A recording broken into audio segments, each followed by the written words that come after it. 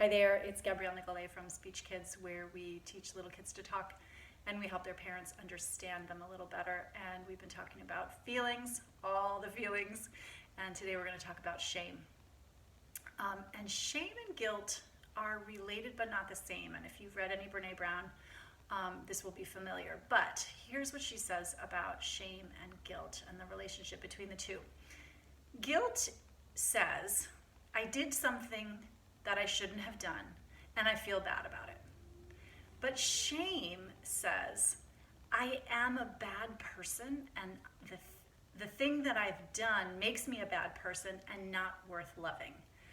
And those, if you can feel that, like those are really different places to end up.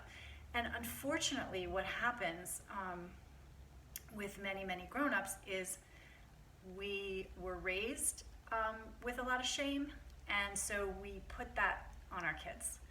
And even if you tried not to do this, you would still do this. So forgive yourself now, as I have forgiven myself and continue to do so every day.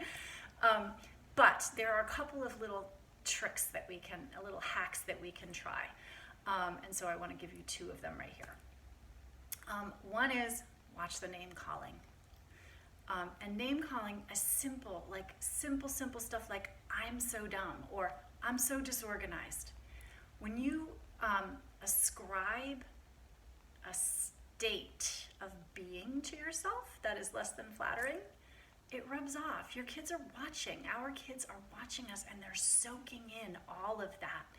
And so if mom makes a mistake and goes the wrong way in the car and says, oh, such an idiot, then the message, of course they don't think that you're an actual idiot, but the message underneath starts to sink in that when you make mistakes, it makes you stupid.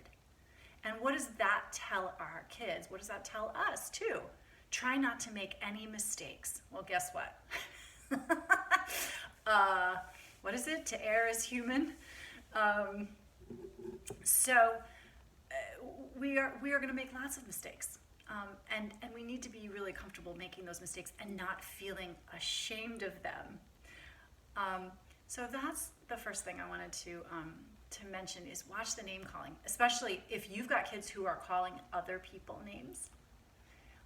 You might have to look at sort of how you're framing some of the mistakes that you are making. This was a big deal for me. I am very prone to yelling choice epithets at people in cars, and I had to stop because it was rubbing off on people in my family. So I did that, and that was really hard. The second thing I want to say about shame and sort of trying to, it's not avoid it, just trying to get out of the habit of using it, which is a hard habit to break, is to make this really tiny linguistic change. So go from you are messy, go from saying that to saying it this way, you have made a mess. This is like a minuscule difference. It's semantics, some would argue, but it can make a huge difference. You are clumsy versus you dropped something. One is a fact, and one is an ascribing of a trait to somebody. Whether or not it's true in the moment, sort of that kind of name calling and labeling, because that's a name calling of its own, is the way that shame starts to creep in. It says, you're clumsy, that means you're bad, you're not worth my time. And of course, that's not what we mean. We're trying to correct behavior.